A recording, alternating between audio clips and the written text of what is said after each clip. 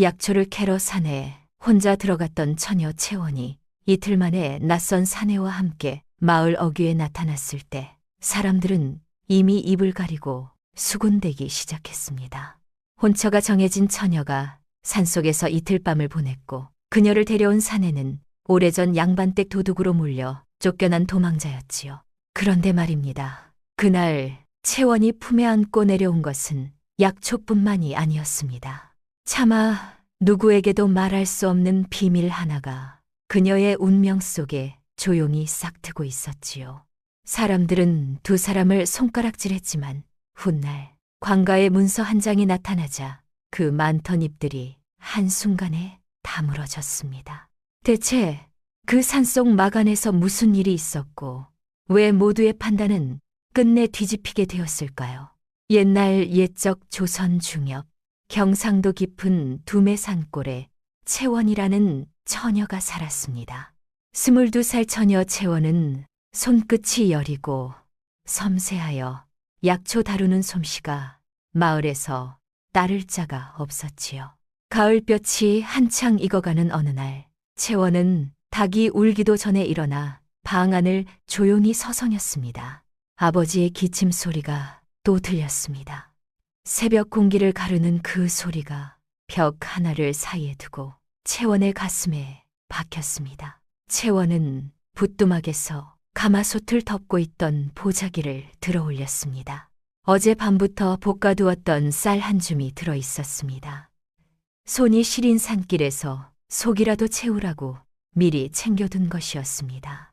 그것을 작은 주머니에 꾹꾹 눌러 담고 광주리에 낫과 삼태기를 묶었습니다. 사실 채원의 마음이 급한 데에는 또 다른 까닭도 있었습니다. 혼처였던 훈장댁에서는 이미 2번이나 사람을 보내왔지요. 아버지 병세가 일이 오래가면 혼례를 언제까지 미룰 수 있겠느냐는 말이었습니다. 말은 점잖았지만 그 속에는 채원의 집안을 낮잡아 보는 기색이 섞여 있었습니다. 채원은 그 말을 들을 때마다 아무 대꾸도 하지 못했습니다. 아버지를 버리고 혼례를 서두를 수도 없고 그렇다고 병든 아버지 곁에만 머물 수도 없는 처지였습니다. 그러니 그날 새벽 채원이 광주리를 맨 것은 단순히 약초를 캐러 가는 일이 아니었습니다. 아버지를 살리고 집안의 체면을 지키고 자신에게 정해진 길을 붙잡기 위한 마지막 몸부림이었지요. 아버지가 오래된 기침병으로 몸져 누워 계셨습니다.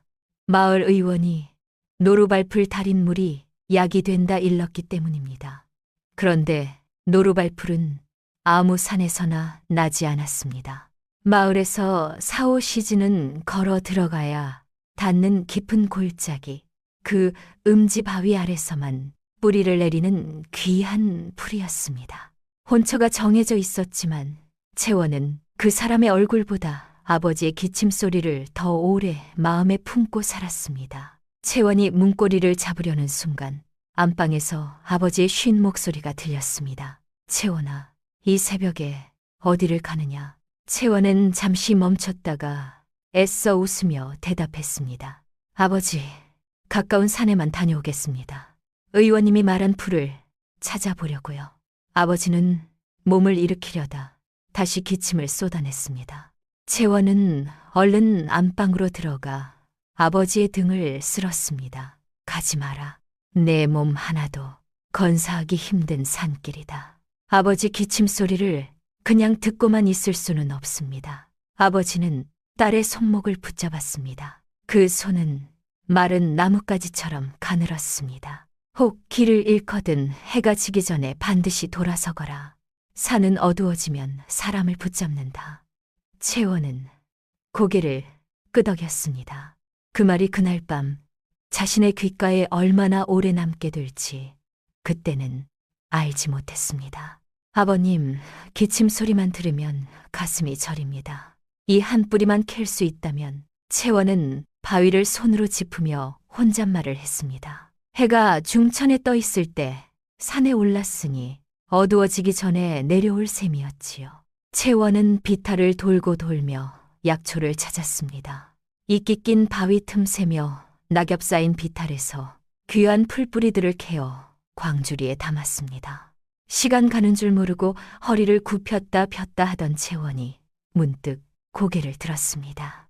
어느새 해가 서쪽 봉우리 너머로 기울고 있었습니다. 산 그림자가 빠르게 골짜기를 삼켜 내려왔지요. 채원은 황급히 광주리를 추슬러 등에 메고 산을 내려가기 시작했습니다. 그런데 이상했습니다. 아무리 걸어도 낯선 비탈만 나타났습니다. 분명 왔던 길을 되짚어 가는데 눈앞에 펼쳐지는 것은 한 번도 본 적 없는 능선이었습니다. 이게 어찌 된 일이람. 분명 이 구부러진 소나무 옆을 지나왔는데 채원은 다시 방향을 바꿔 걸었습니다. 하지만 걸음을 옮길수록 더 깊은 산속으로 빨려드는 것 같았습니다. 채원은 아버지가 어릴 적 가르쳐준 것을 떠올렸습니다. 길을 잃으면 별을 보라고 했습니다. 북두칠성을 찾으면 방향을 알 수 있다고 했습니다. 채원은 고개를 들어 하늘을 봤습니다. 하늘은 두꺼운 구름으로 뒤덮여 있었습니다. 별 하나 보이지 않았습니다. 아버지의 목소리가 귓가에 맴돌았습니다. 산은 어두워지면 사람을 붙잡는다. 바로 그 순간이었습니다. 풀숲 어딘가에서 무언가 천천히 몸을 끄는 듯한 소리가 들렸습니다. 채원은 숨조차 삼켰습니다. 소리는 멈췄습니다. 그리고 다시 들렸습니다. 해는 완전히 넘어가고 어둠이 쏟아졌습니다. 산속에 밤이 들면 호랑이가 나린다는 말이 귓가를 때렸습니다. 채원은 온몸이 굳는 두려움에 떨며 굵은 참나무 아래 주저앉았습니다. 바람 소리만 날카롭게 귓전을 스쳤습니다.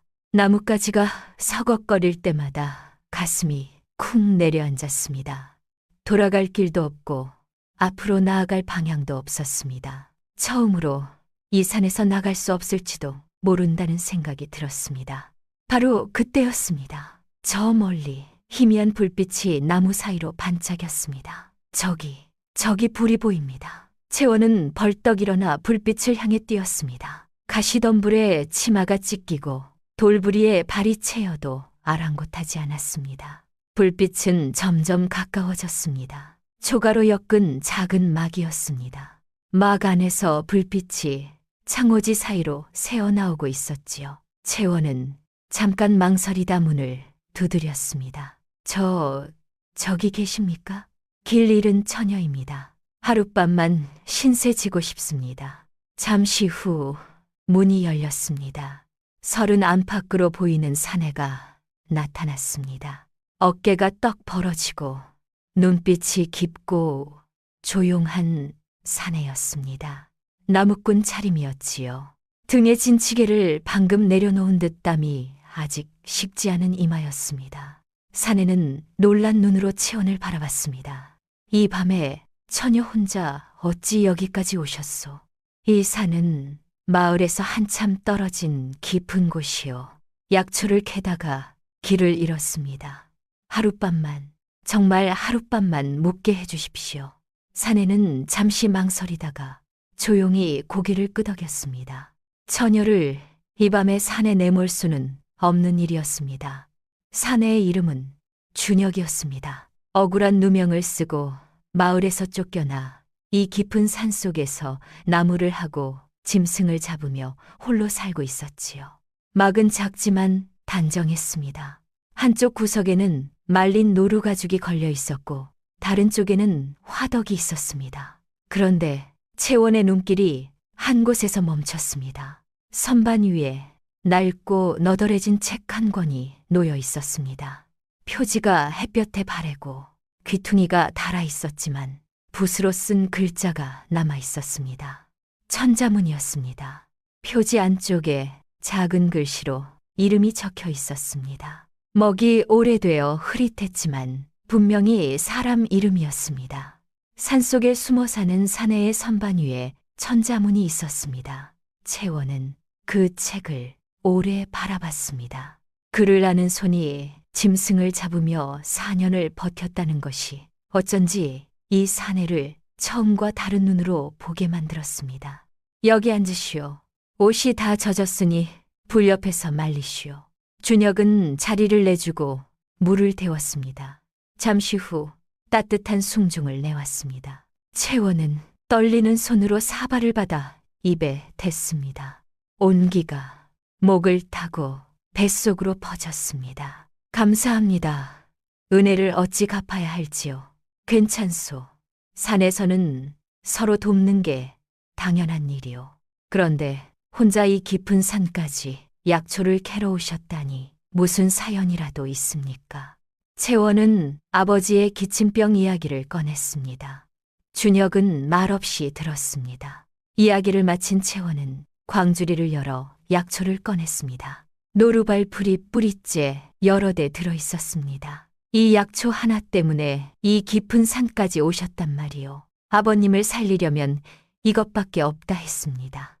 준혁의 눈빛에 뭔가 복잡한 것이 지나갔습니다.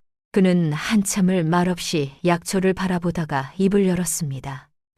효녀로군요. 하지만 내일 해 뜨면 곧장 내려가야 하오. 이 산은 위험하오. 알겠습니다. 정말 감사합니다. 준혁은 말린 떼고기와 산나물로 소박한 저녁을 차렸습니다. 둘은 마주 앉아 밥을 먹었습니다.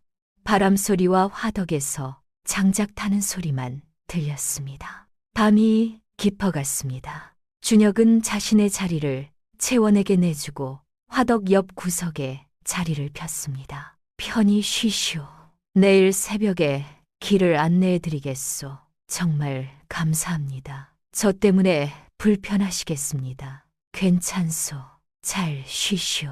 그러나 채원은 쉽게 잠들 수 없었습니다. 낯선 곳에서 낯선 사람과 밤을 보낸다는 게 두렵기도 하고 묘하기도 했습니다. 준혁도 잠들지 못했습니다. 오랜만에 사람의 온기를 느꼈습니다. 낯선 이의 숨소리가 마간의 공기를 조용히 바꾸어 놓았습니다. 밤은 그렇게 깊어만 갔습니다. 다음 날 새벽 준혁이 먼저 눈을 떴습니다. 채원은 아직 깊이 잠들어 있었지요. 어젯밤 얼마나 무서웠을까 싶어 깨우지 않았습니다. 준혁은 조용히 밖으로 나가 산길을 살폈습니다. 밤 사이에 비가 내렸습니다. 산길이 온통 진흙탕이 되어 있었습니다. 더 큰 문제는 골짜기 물이었습니다. 불어난 물이 거세게 쏟아지고 있었지요. 마을로 내려가려면 반드시 그 물을 건너야 했습니다. 준혁은 한숨을 내쉬었습니다. 그리고 시선을 아래로 내렸습니다. 순간 그의 몸이 굳었습니다. 진흙 위에 선명한 자국이 남아 있었습니다. 크고 깊게 파인 발자국. 5발가락이 아니라 4개. 앞발과 뒷발이 엇갈린 보폭, 호랑이였습니다. 그것도 어른 손바닥 2개를 합쳐도 모자랄 만한 큰 녀석이었습니다. 발자국은 막 바로 옆까지 이어져 있었습니다. 준혁은 천천히 고개를 들었습니다. 문짝 옆 흙벽에 길고 깊은 3줄기 긁힌 자국이 나아 있었습니다. 새로 난 자국이었습니다. 준혁은 막 안으로 들어갔습니다. 채원은 여전히 잠들어 있었습니다. 숨소리가 고른 것을 확인한 준혁은 조용히 벽 쪽에서 손도끼를 꺼내 바지춤에 찼습니다. 준혁은 그 사실을 채원에게 말하지 않았습니다. 겁을 주고 싶지 않았기 때문입니다. 다만 손도끼를 허리춤에 찬 채 그날 하루 종일 문박 소리에 귀를 세웠지요. 이를 어쩐다. 물이 빠지려면 하루는 더 걸릴 텐데. 잠시 후 채원이 깨어났습니다. 얼굴을 씻고 머리를 가지런히 빗고 있었지요. 일어나셨습니까? 제가 너무 늦게 일어났네요. 아니요. 밤사이 비가 내렸소. 비가요. 채원은 놀라 밖을 내다봤습니다. 하늘은 맑게 개었지만 땅은 흠뻑 젖어 있었습니다. 준혁이 골짜기 이야기를 했습니다. 물이 불어서 건널 수 없다고 했습니다. 채원의 얼굴이 창백해졌습니다. 그럼 언제 내려갈 수 있겠습니까? 빨라야 내일 아침이요. 물이 빠져야 하오. 내일이라니 아버님이 기다리실 텐데 채원은 눈이 어두워졌습니다. 집에서는 벌써 난리가 났을 게 분명했습니다. 하룻밤을 산에서 보낸 처녀라니 마을 사람들이 입에 올릴 것이 뻔했습니다. 준혁도 난처한 기색이었습니다. 미안하오. 내가 어젯밤에 좀 더 서둘러 길을 안내했어야 했는데. 아닙니다. 당신 잘못이 아닙니다. 제가 산을 너무 깊이 들어온 게 잘못이지요. 둘은 마주 앉아 난처한 침묵에 빠졌습니다. 어쩔 수 없는 상황이었습니다.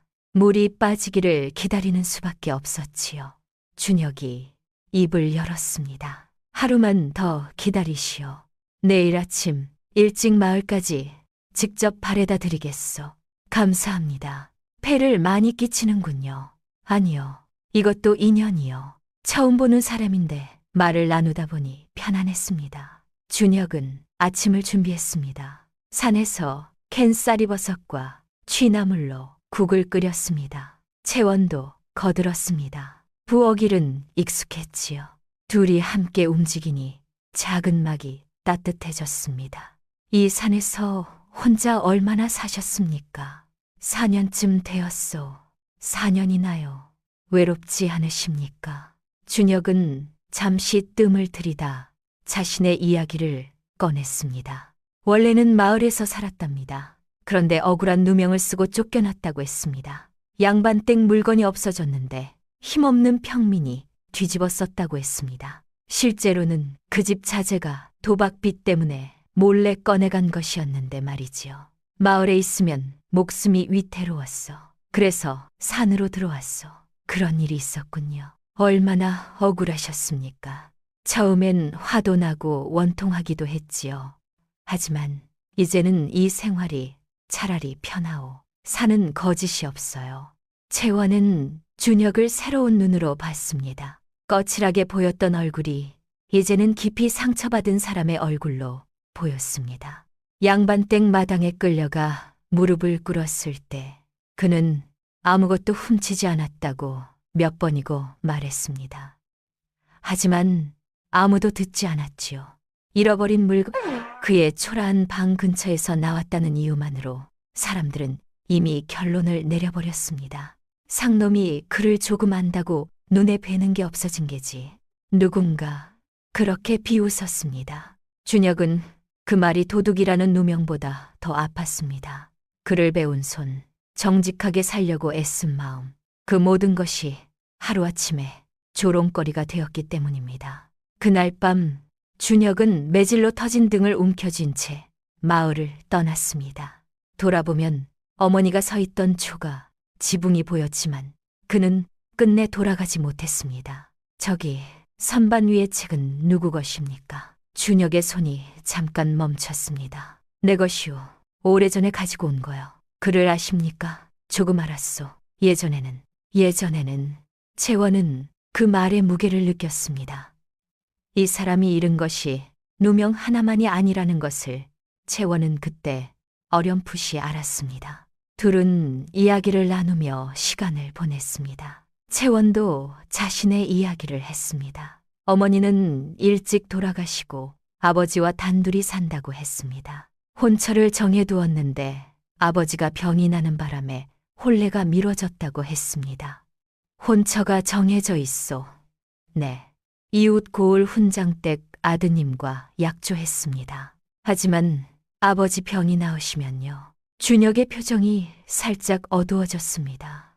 하지만 금방 담담한 낯으로 돌아왔습니다. 점심때가 되었습니다. 준혁은 말린 쇳고기를 구웠습니다. 채원은 광주리에서 시루떡을 꺼냈습니다. 어제 산에 올 때 챙겨온 것이었습니다. 이걸 같이 나눠 먹어요. 제가 직접 만든 겁니다. 고맙소. 오랜만에 떡을 먹어보는구려. 둘은 마주 앉아 밥을 먹었습니다. 어제보다 훨씬 편안한 분위기였습니다. 준혁은 산속 생활 이야기를 들려줬습니다. 큰 멧돼지와 맞닥뜨린 적도 있고 어미 없는 노루 새끼를 한 달이나 돌본 적도 있다고 했습니다. 채원은 눈을 동그랗게 뜨고 들었습니다. 무섭지 않으셨습니까? 처음엔 무서웠지요. 하지만 익숙해지면 짐승들도 사람을 피하오. 서로 영역을 존중하면 되는 거요. 신기하네요. 저는 산이 무섭기만 했는데요. 산은 무서운 곳이 아니요. 살아있는 곳이지요. 준혁의 말에는 오래 가라앉은 것 같은 울림이 있었습니다. 채원은 문득 깨달았습니다. 이 산에는 세상에 상처를 받고 산으로 들어왔지만 산에서 다른 방식으로 살아가는 법을 배운 사람이었습니다. 오후가 되었습니다. 준혁은 채원에게 산을 보여주겠다고 했습니다. 위험한 데는 가지 않겠소. 산의 아름다움을 보여주고 싶소. 네, 좋습니다. 둘은 함께 산길을 걸었습니다. 준혁이 앞서고 채원이 뒤따랐습니다. 준혁은 이따금 뒤를 돌아보며 채원이 잘 따라오는지 살폈습니다. 가파른 곳에서는 손을 내밀어 도왔습니다. 채원의 손을 잡는 순간 둘 다 무언가 묘한 떨림을 느꼈습니다. 준혁은 손을 놓고 앞으로 걸으면서도 손바닥에 온기가 지워지지 않는 것을 느꼈습니다. 한참을 오르니 넓은 바위가 나타났습니다. 그곳에서는 산 전체가 한눈에 펼쳐졌습니다. 와, 정말 아름답군요. 이곳이 내가 가장 좋아하는 자리여. 해질 무렵에 오면 더 좋소. 둘은 바위에 나란히 앉았습니다. 바람이 불어왔습니다. 채원의 머리카락이 바람에 날렸습니다. 준혁은 슬쩍 옆을 보다가 시선을 산 쪽으로 돌렸습니다. 그런데 채원의 손이 바위 위를 무심코 훑다가 멈췄습니다. 손끝에 뭔가 거친 것이 닿았습니다. 채원은 고개를 숙여 바위 표면을 들여다봤습니다. 돌결 사이에 글자가 새겨져 있었습니다. 작고 얕게 누군가 돌멩이로 긁어서 만든 듯한 글자였습니다. 혼자다. 단 2글자였습니다. 채원은 그 2글자를 손끝으로 천천히 쓸어보았습니다. 혼자다. 먹도 붓도 없이 돌로 긁어낸 글자였습니다. 채원은 아무 말도 하지 않았습니다. 다만 그 사내가 짐승과 싸우며 산 것이 아니라 외로움과 싸우며 살아왔다는 것을 처음으로 알 것 같았습니다. 이거 당신이 새긴 건가요? 준혁은 대답하지 않았습니다. 다만 시선을 멀리 산 너머로 던졌습니다. 그 침묵이 답이었습니다. 이렇게 아름다운 곳에서 사시니 부럽습니다. 부러울 것도 없어요. 외로운 삶이요. 하지만 자유롭지 않으십니까? 자유라. 그게 좋은 것만은 아니요. 준혁의 목소리에 쓸쓸함이 배어났습니다. 채원은 그 쓸쓸함이 자신의 가슴에도 스며드는 것을 느꼈습니다. 해가 서쪽으로 기울기 시작했습니다. 이제 내려가야 하오. 어두워지기 전에. 네. 둘은 일어나 막으로 내려왔습니다. 내리막길은 더 조용했습니다. 둘 다 무언가 생각에 잠긴 듯 했습니다. 막에 도착하니 해가 거의 넘어가 있었습니다. 준혁은 저녁을 준비했습니다. 채원도 거들었습니다. 어제보다 훨씬 자연스러웠습니다. 오래 함께 살아온 사람들처럼 호흡이 맞았습니다. 이상하네요. 어제 처음 만났는데 낯설지가 않습니다. 나도 그렇소. 묘한 느낌이요.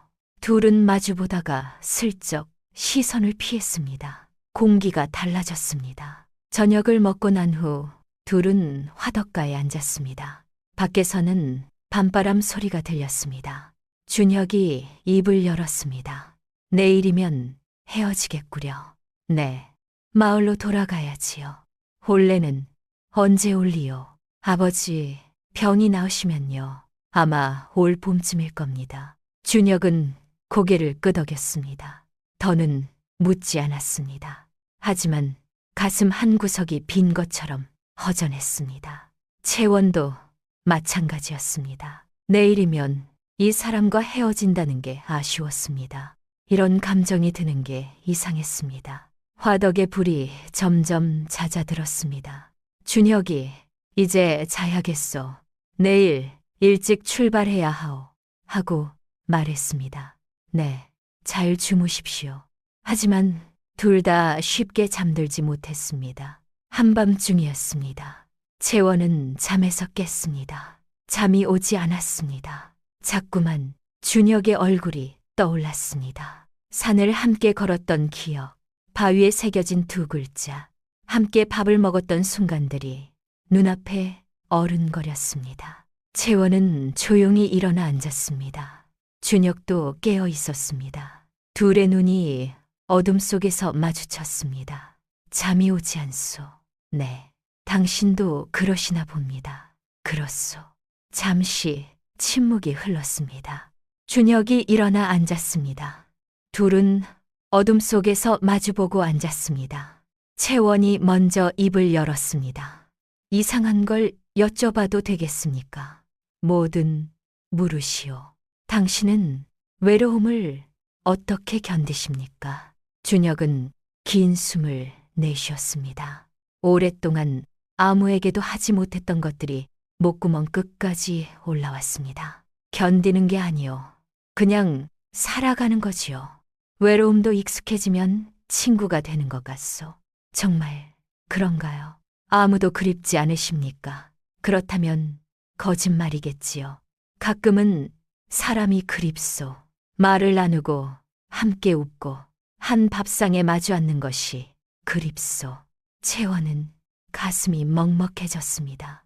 준혁의 목소리 속에 오래된 외로움이 들렸습니다. 그 외로움이 자신의 마음에도 울렸습니다.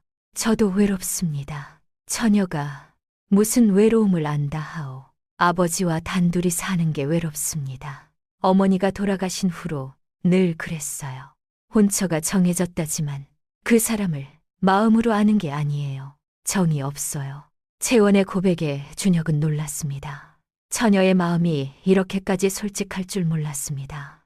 둘 사이의 공기가 더욱 무거워졌습니다. 마음도 없이 혼례를 올린단 말이요. 그게 우리네 팔자 아니겠습니까? 부모가 정해준 사람과 사는 게요. 그래도 마음이 있어야 하지 않겠소. 마음이요. 채원은 준혁을 똑바로 바라봤습니다. 어둠 속에서도 준혁의 눈빛이 보였습니다. 그 눈빛 속에 간절한 것이 있었습니다. 그렇소.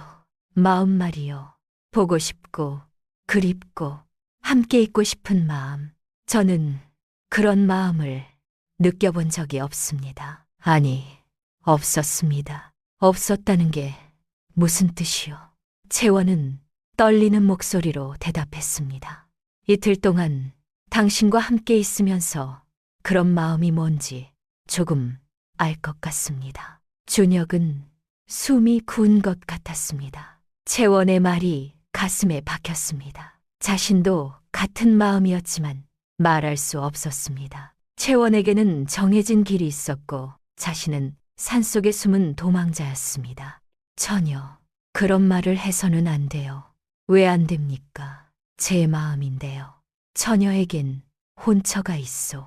나는 아무것도 없는 사람이요. 저는 그런 거 상관없습니다. 당신이 가진 게 없어도 산속에 살아도 상관없어요. 채원의 목소리가 점점 떨렸습니다. 준혁은 괴로웠습니다. 받아들이고 싶었지만 안 되는 일이었습니다. 안 돼요. 처녀는 마을로 돌아가야 하오. 그리고 정해진 대로 혼례를 올려야 하오. 그게 정말 제가 원하는 삶일까요? 원하든 원하지 않든 그게 처녀의 운명이요. 둘은 말없이 마주봤습니다. 공기가 팽팽하게 긴장했습니다. 운명은 바꿀 수 없는 건가요? 처녀. 준혁의 목소리가 떨렸습니다. 채원의 얼굴이 바로 눈앞에 있었습니다. 그 밤, 두 사람은 더는 마음을 숨기지 못했습니다.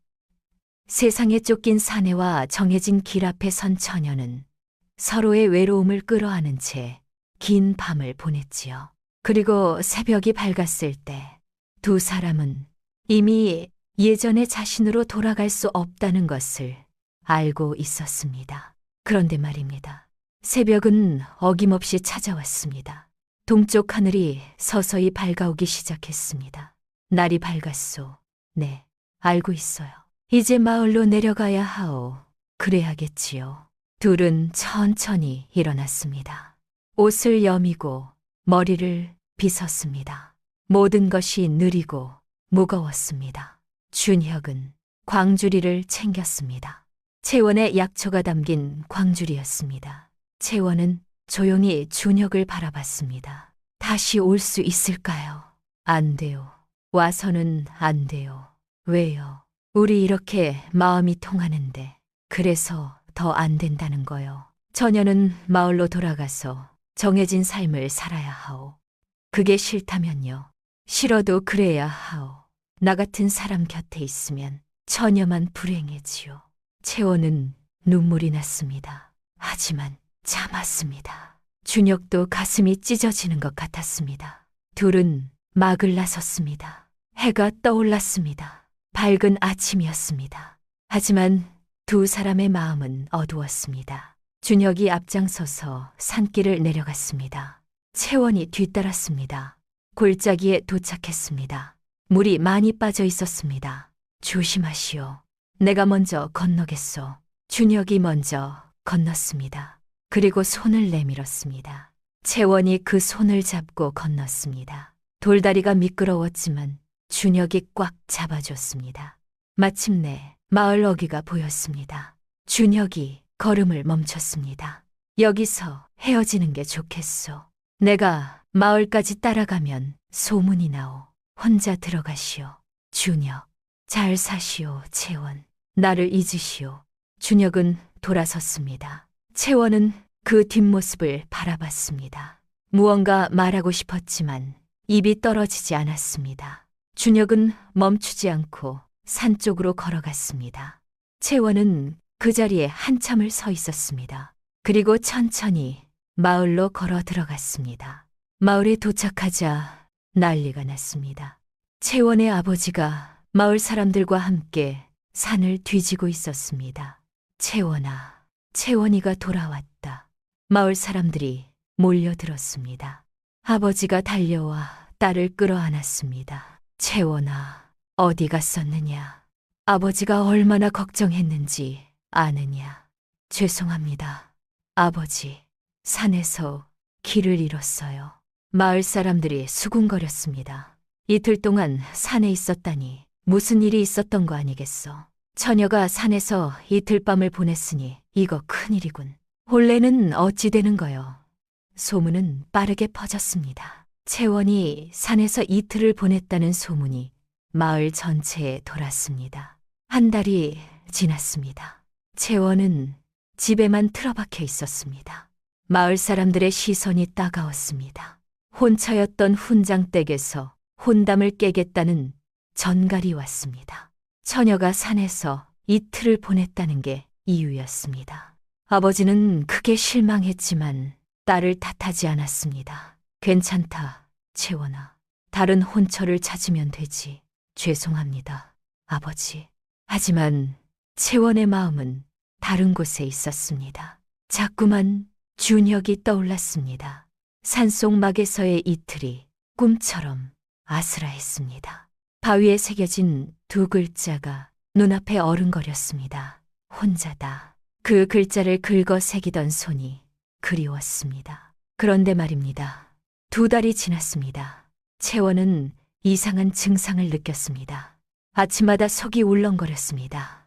밤 냄새만 맡아도 토할 것 같았습니다. 몸이 나른했고 배가 조금씩 불러왔습니다. 채원은 깨달았습니다. 이럴 수가. 아이를 가졌다니. 그날 밤 채원은 잠을 이루지 못했습니다. 손가락으로 날짜를 헤아리고 또 헤아렸습니다. 아무리 다시 세어도 답은 하나였습니다. 산속막에서 보낸 그 밤 이후 자신의 몸 안에 작은 생명이 깃든 것이었습니다. 채원은 방 한쪽에 접어둔 혼례 치마를 바라봤습니다.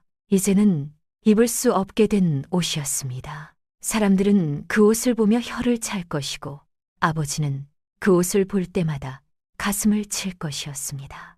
그런데 이상하게도 채원은 배 위에 손을 얹는 순간 울음을 멈췄습니다. 두려웠습니다. 부끄러웠습니다. 하지만 그 작은 생명을 미워할 수는 없었습니다. 그 아이는 자신을 망친 증거가 아니라 자신이 처음으로 마음을 주었던 사람과 이어진 생명이었기 때문입니다. 며칠을 고민하다 채원은 결심했습니다. 준혁에게 이 사실을 알려야 했습니다. 하지만 혼자 밤산을 오르는 건 무모한 짓이었습니다.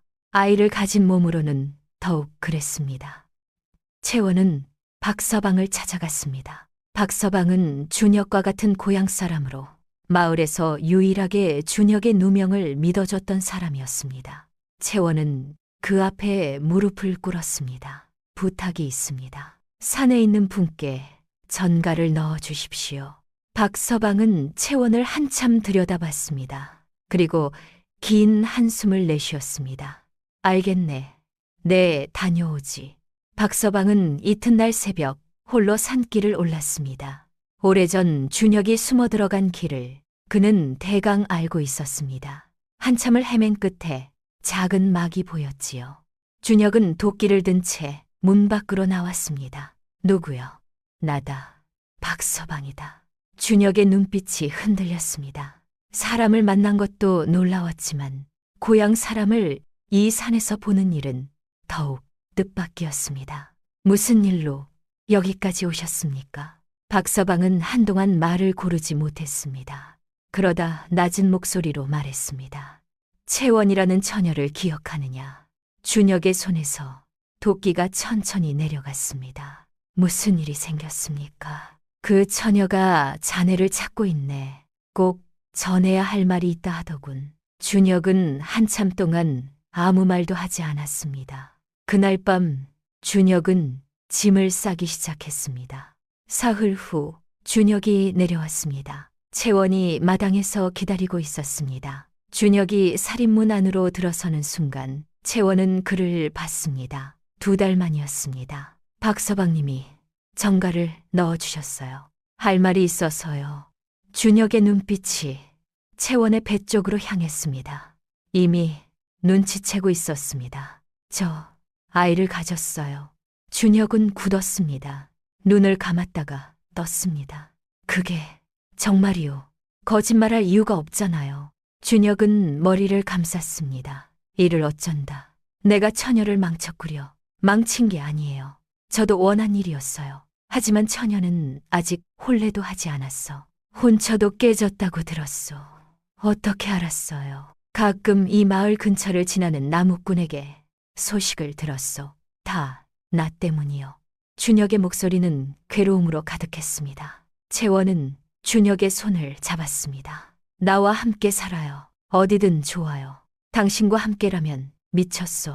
아이까지 있는데 어디로 간단 말이요. 그럼 어떻게 하자는 거예요? 저 혼자 마을에서 아이를 낳으라고요. 채원의 눈에서 눈물이 흘렀습니다. 준혁도 가슴이 찢어지는 것 같았습니다. 당신은 나를 사랑하지 않나요? 사랑하오. 너무나 사랑하오. 그럼 함께 있어야죠. 사랑한다고 모든 게 해결되는 게 아니요. 현실이란 게 있어. 채원은 더 이상 참지 못하고 울었습니다. 준혁은 채원을 끌어안았습니다. 둘은 한참을 그렇게 있었습니다. 울음이 그치고 채원이 입을 열었습니다. 그럼 당신은 어떻게 하고 싶은 거예요? 내가 마을로 내려가겠소. 마을로요. 그렇소. 처녀와 아이를 책임지려면 마을로 가야 하오. 하지만 당신은 쫓겨난 몸이잖아요. 알고 있소. 하지만 다른 방법이 없어. 산에서는 누구도 그를 잡아가지 못했습니다. 하지만 채원과 아이를 위해서라면 준혁은 스스로 사람들의 손가락질 속으로 걸어 들어갈 각오가 되어 있었습니다. 내가 만든 일이니 내가 책임져야 하오. 채원은 준혁을 꽉 껴안았습니다. 고마워요, 준혁. 고마울 것도 없소. 당연한 일을 하는 것뿐이요.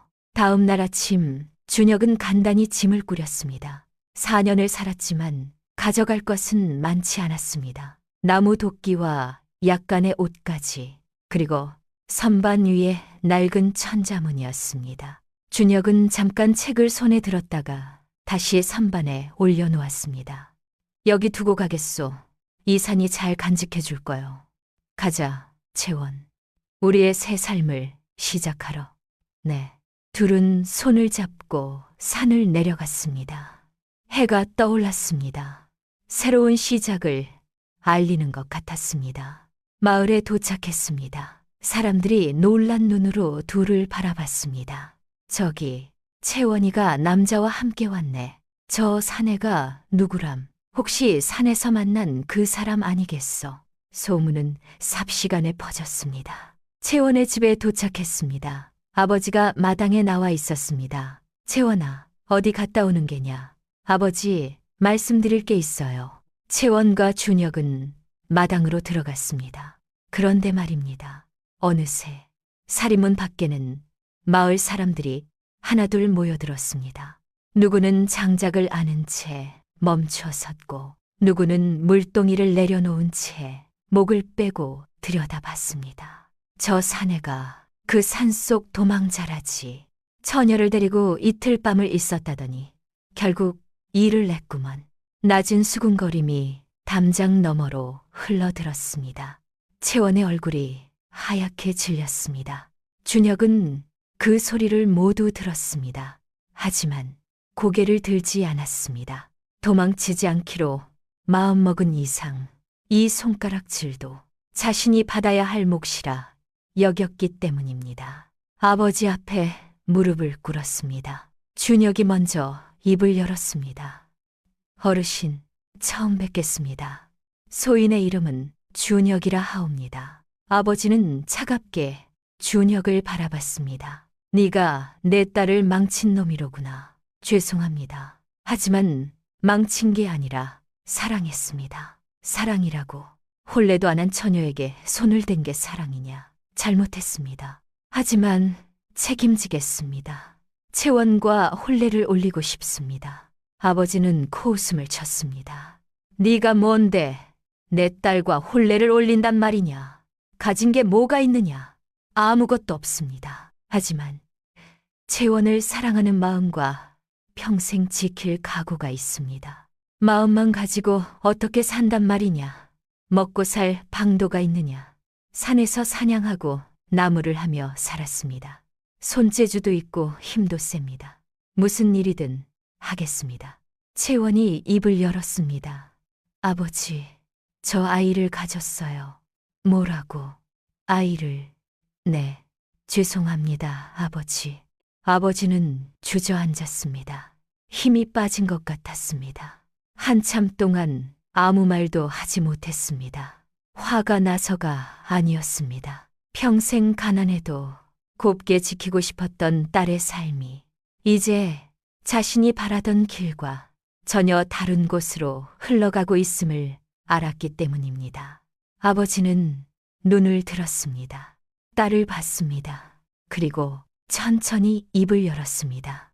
준혁이 다시 말했습니다. 어르신, 제가 책임지겠습니다. 채원과 아이를 평생 지키겠습니다. 아버지는 준혁을 빤히 바라봤습니다. 그 눈빛을 살폈습니다. 진심이 느껴졌습니다. 정말 내 딸을 평생 지킬 수 있겠느냐. 목숨을 걸고 맹세하겠습니다. 좋다. 하지만 조건이 있다. 무엇이든 하겠습니다. 이 마을에서는 살 수 없.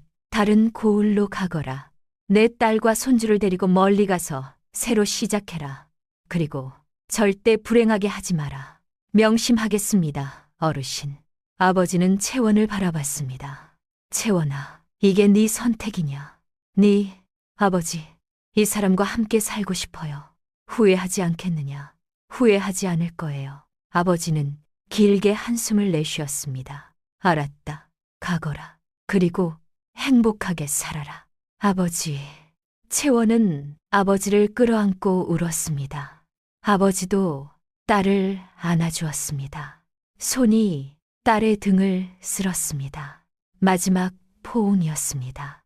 열흘 후 준혁과 채원은 마을을 떠났습니다. 아버지가 약간의 돈과 곡식을 챙겨주었습니다. 둘은 산을 넘고 강을 건너 다른 고을로 갔습니다. 사흘을 걸어 도착한 곳은 전라도 어느 작은 마을 어귀였습니다. 마을 어귀에 빈 초가 하나가 있었습니다.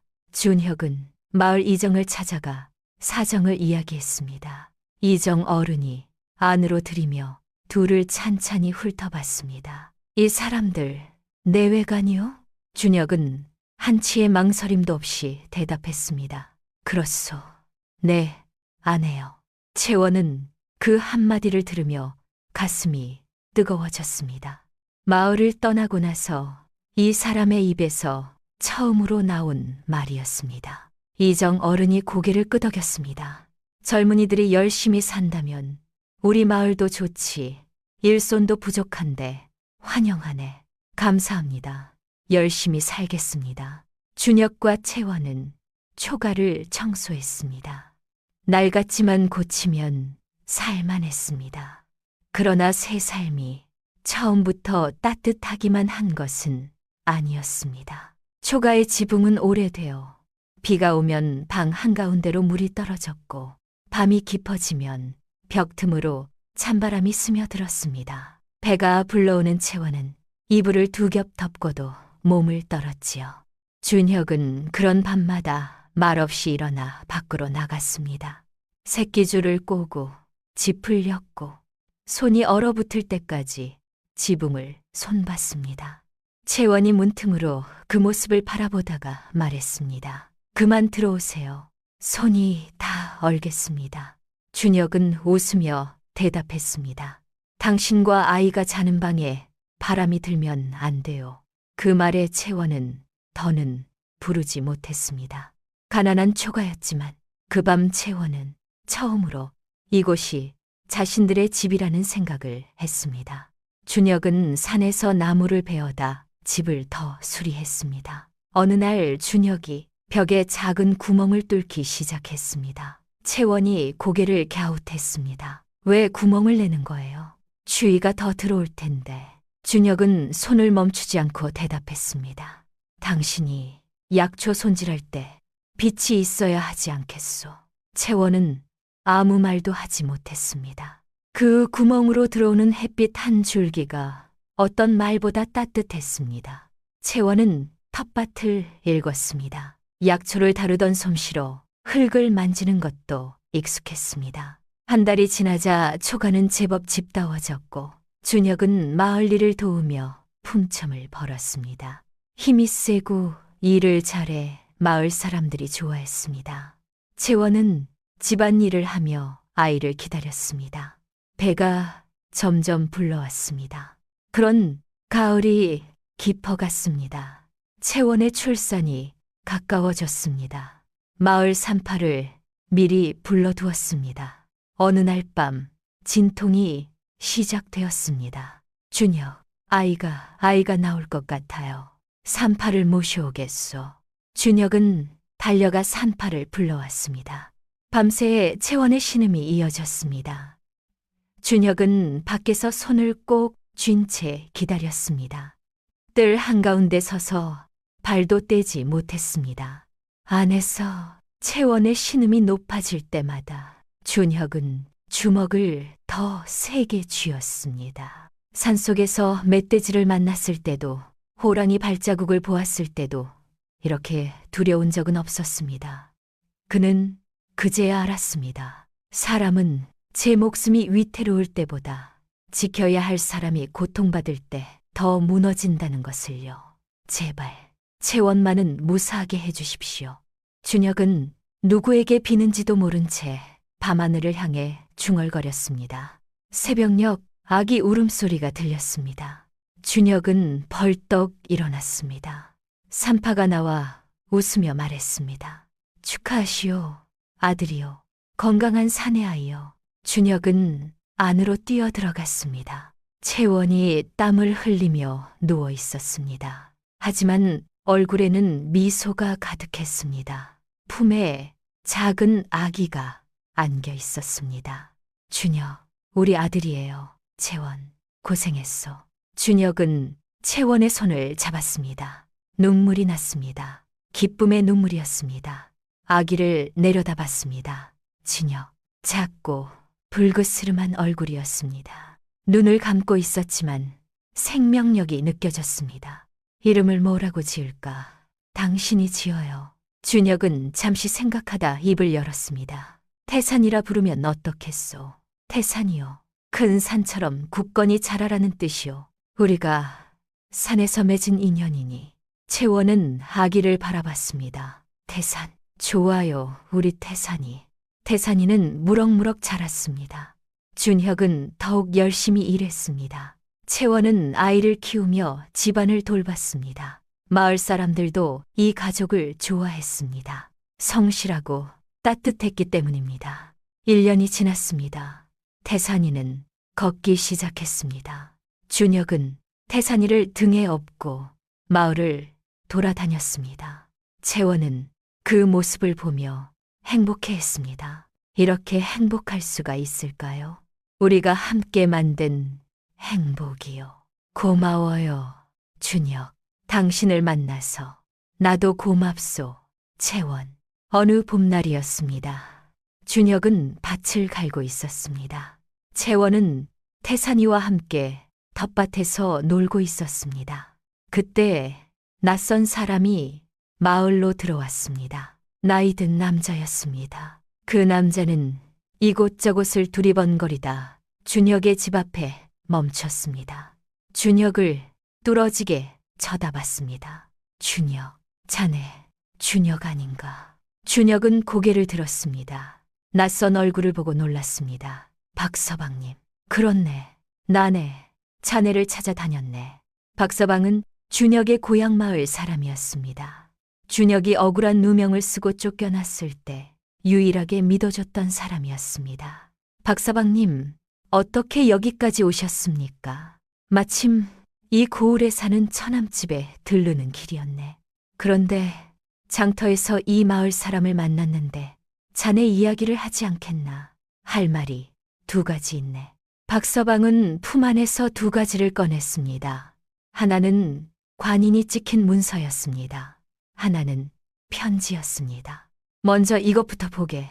자네가 뒤집어 썼던 그 도둑질 말이네. 진범이 밝혀졌네. 양반 자제가 도박 빚 때문에 자기 집 물건을 몰래 꺼내갔다가 들켰네. 결국 자백했고 관가에서 자네 누명을 공식으로 벗겨줬네. 이게 그 완문이야. 자네가 떠난 뒤에도 사람들은 오래도록 자네 이름을 함부로 입에 올렸네. 그런데 진범이 밝혀지자 그 많던 입들이 한순간에 다물어졌지. 자네를 도둑이라 부르던 자들이 이제는 관가 문서 앞에서 고개도 들지 못하네. 준혁은 관인이 찍힌 문서를 받아들었습니다. 그게 정말입니까? 정말이네.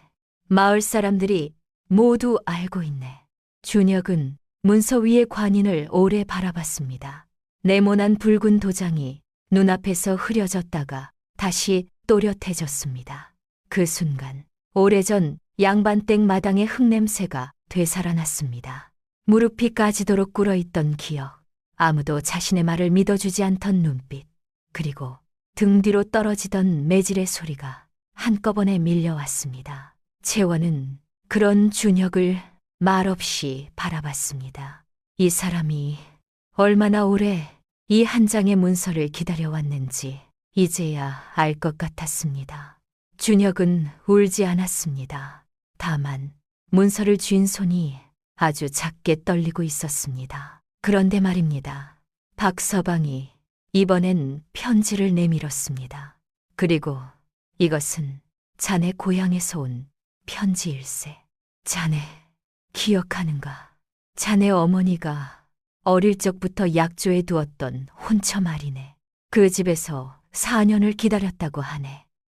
자네 누명이 벗겨졌다는 소식에 이제라도 혼례를 올리고 싶다고 전해왔네. 준혁의 손이 멈췄습니다. 오른손에는 잃어버린 이름이 있었고 왼손에는 오래전 약속이 있었습니다. 그러나 준혁의 눈앞에는 지금 함께 살아온 아내와 아이가 있었습니다. 오른손에는 준혁은 오래 서 있었습니다. 준혁의 마음이 흔들리지 않았다면 거짓말이었습니다.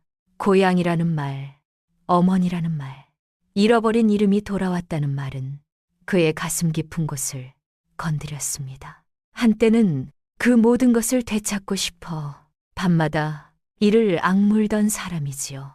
그러나 그가 고개를 들었을 때 채원이 보였습니다. 아이를 안은 채 조용히 서 있는 여인. 세상이 손가락질할 때도 자신을 원망하지 않았고 가난한 초가에서도 웃으며 살아준 사람이었습니다. 그 옆에서 태산이가 아버지를 올려다보고 있었습니다. 그 순간 준혁은 알았습니다. 되찾아야 할 곳은 과거가 아니라 지켜야 할 사람들이 있는 지금이라는 것을요.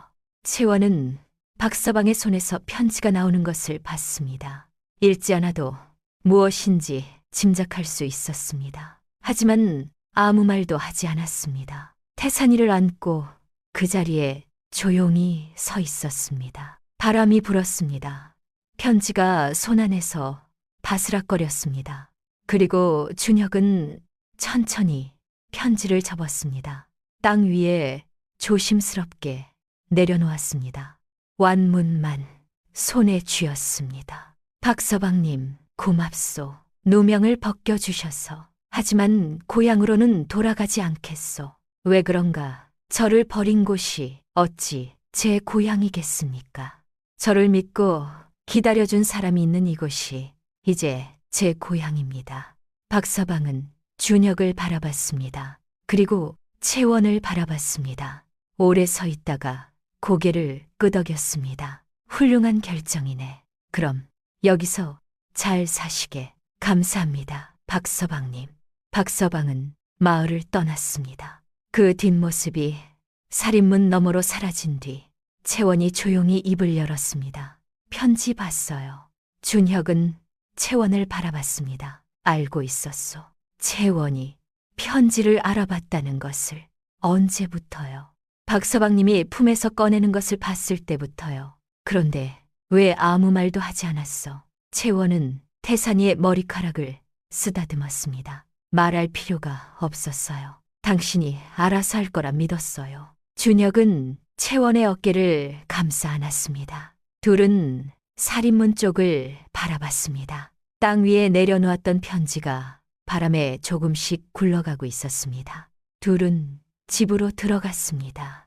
태산이가 뛰어와 아버지 다리를 붙잡았습니다. 아버지, 준혁은 태산이를 번쩍 들어 올렸습니다. 높이 들어 빙글빙글 돌렸습니다. 태산이가 깔깔 웃었습니다. 채원도 웃었습니다. 그런데 말입니다. 세월이 흘렀습니다. 10년이 흘렀습니다. 준혁의 집은 마을에서 가장 든든한 집이 되었습니다. 준혁은 마을 사람들을 도우며 신뢰를 쌓았습니다. 채원은 아이들을 키우며 현명한 어미가 되었습니다. 그렇습니다. 아이들이었습니다. 태산이 외에 딸이 둘 더 있었습니다. 보기와 순이었습니다. 준혁은 밭을 일구며 가족을 먹여 살렸습니다. 채원은 약초를 캐어 마을 사람들을 돌봤습니다. 어느 해 겨울 마을 아이 하나가 밤새 기침을 하며 열에 들떴습니다. 아이 어머니는 울며 채원의 집으로 달려왔지요. 채원은 말없이 약초 꾸러미를 펼쳤습니다. 노루 발풀과 도라지 뿌리, 말린 생강을 골라 작은 솥에 넣고 오래 달였습니다. 사흘 뒤 아이의 열이 내렸습니다. 그날부터 마을 사람들은 채원을 그저 외지에서 온 여인이라 부르지 않았습니다. 아픈 이가 생기면 가장 먼저 채원의 집 문을 두드렸지요. 둘의 솜씨가 합쳐져 마을에서 없어서는 안 되는 가족이 되었습니다. 태산이는 어느 날 아버지에게 물었습니다. 아버지, 사람은 무엇을 잃으면 가장 아픕니까? 돈입니까? 집입니까? 준혁은 한참 동안 대답하지 않았습니다. 그러다 아이의 어깨에 손을 얹고 말했습니다. 이름이다. 이름이요. 사람이 정직하게 살아온 이름을 잃으면 돈을 잃은 것보다 아프다. 하지만 더 중요한 것이 있어. 남이 빼앗은 이름은 세월이 돌려줄 수 있어도 스스로 버린 책임은 아무도 돌려주지 못한다. 태산이는 그 말을 다 이해하지 못했습니다. 하지만 아버지의 눈빛이 너무 깊어서 오래도록 마음에 담아두었습니다. 어느 가을 저녁이었습니다. 식구들이 모두 모여 저녁을 먹고 있었습니다. 태산이는 이제 11살이 되어 아버지를 닮아 듬직했습니다. 보기와 순이는 어머니를 닮아 영리했습니다. 가족의 웃음소리가 집안을 가득 채웠습니다. 준혁과 채원은 서로를 바라봤습니다. 말없이도 서로의 마음을 알았습니다. 10년 전 산속막에서 만난 그날이 떠올랐습니다. 그날의 만남이 이렇게 아름다운 가족을 만들어낼 줄은 몰랐습니다. 저녁을 먹고 아이들이 잠들었습니다. 그런데 말입니다. 그날 저녁 잠자리에 들기 전 태산이가 뒷마당에서 뭔가를 손에 쥐고 들어왔습니다. 흙 묻은 손이었습니다. 발뿌리까지 뽑혀 나온 풀 한 줌이었습니다. 어머니, 이게 뭐예요? 뒷산 비탈에서 봤는데 다른 풀이랑 생김새가 달라요. 채원은 아이의 손에서 풀을 받아들었습니다. 손끝으로 잎을 더듬었습니다. 두껍고 가죽 같은 감촉이었습니다. 채원의 손이 천천히 멈췄습니다. 노루발풀이었습니다. 10년 전에는 아버지를 살리기 위해 쥐었던 풀이었고 오늘은 아들이 웃으며 들고 온 풀이었습니다. 같은 풀이었지만 채원의 손 안에서 그 의미는 완전히 달라져 있었습니다. 채원은 아무 말도 하지 않았습니다. 그냥 그 풀을 손바닥 위에 올려놓고 바라봤습니다. 그리고 마당에서 장작을 패고 있던 준혁 쪽으로 고개를 들었습니다. 준혁도 채원을 봤습니다. 도끼질을 멈추고 둘은 아무 말도 하지 않았습니다. 할 필요가 없었습니다. 10년 전 이 풀 때문에 산에 올랐고 그 산에서 길을 잃었고 그 길 끝에 불빛 하나가 있었고 그 불빛이 지금 눈앞에 이 사람이었습니다. 채원이 태산이의 손을 잡았습니다. 이건 아버지한테 여쭤봐라. 태산이가 준혁에게 달려갔습니다. 준혁은 아이가 내미는 풀을 받아들었습니다. 그리고 채원을 봤습니다. 채원도 준혁을 봤습니다. 오래된 것이 담긴 눈빛이었습니다. 그날 밤 채원은 태산이가 가져온 노루발풀을 버리지 않았습니다. 깨끗이 씻어 작은 그릇에 담아 부엌 선반 위에 올려두었지요. 준혁이 오래전 산속막에 천자문을 올려두었던 것처럼 말입니다. 방 안에서는 새 아이가 고르게 숨을 쉬고 있었습니다. 벽에 난 작은 창으로 달빛이 들어와 아이들의 이마를 비추었습니다. 그 빛은 오래전 준혁이 채원을 위해 뚫어준 그 작은 구멍에서 시작된 빛과 닮아 있었습니다. 채원은 문득 생각했습니다. 산에서 길을 잃은 줄만 알았던 그날, 어쩌면 자신은 처음으로 제 길을 찾아가고 있었던 것인지도 모른다고요. 준혁과 채원은 마당에 나와 앉았습니다. 달이 밝았습니다. 준혁, 행복해요. 물론이요. 채원은 저도요. 이보다 더 행복할 수 없어요. 처음 산에서 만났을 때가 생각나오. 저도요. 그때 참 떨렸어요. 나도 그랬어. 처음 보는 처녀가 문을 두드려 놀랐소. 그때 당신이 저를 받아주지 않았다면 어찌 됐을까요? 모르겠소. 하지만 받아준 게 내 인생 최고의 선택이었소. 채원은 준혁의 어깨에 머리를 기댔습니다. 준혁은 채원의 어깨를 감싸 안았습니다. 별이 쏟아질 것처럼 많았습니다. 바람이 불어왔습니다. 선선한 가을 바람이었습니다. 둘은 오랫동안 그렇게 앉아 있었습니다.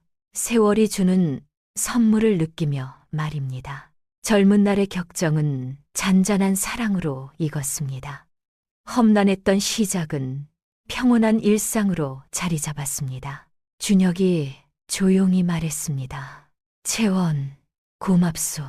왜요? 나 같은 사람과 함께 살아줘서. 그런 말 하지 마세요.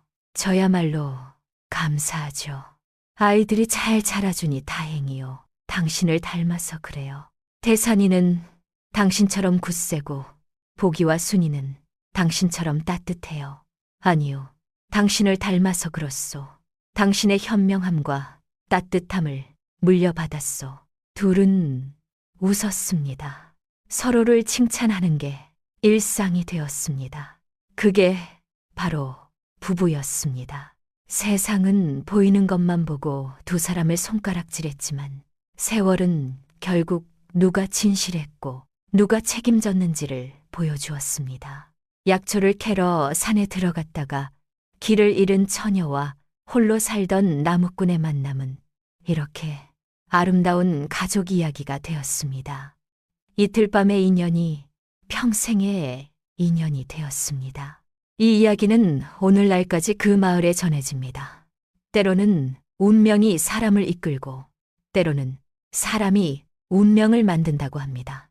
준혁과 채원은 후자였습니다. 스스로 운명을 개척한 사람들이었습니다. 세상의 눈을 두려워하지 않고 자신들의 마음을 따랐습니다. 그리고 그 선택이 옳았음을 삶으로 증명했습니다. 산 그늘 아래 피어난 사랑은 이렇게 평생을 함께하는 사랑으로 자랐습니다.